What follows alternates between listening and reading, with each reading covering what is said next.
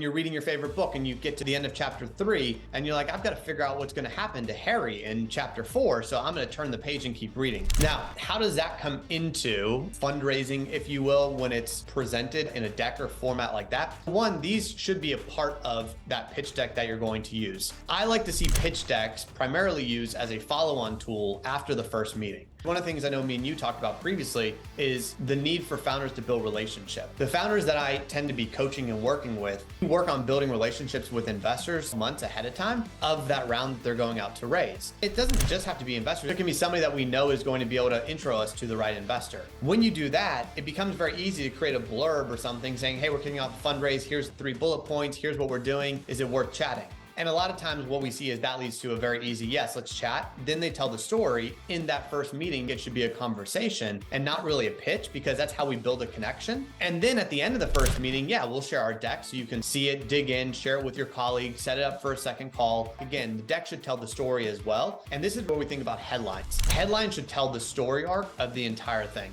If I drop someone's deck on the ground, let's say I printed it out old school and it fell out of my hands, I should be able to pick it up and put it back in order just from the headlines alone and say, okay, I understand what this story is. The biggest thing in fundraising is to stand out, to cut through the noise.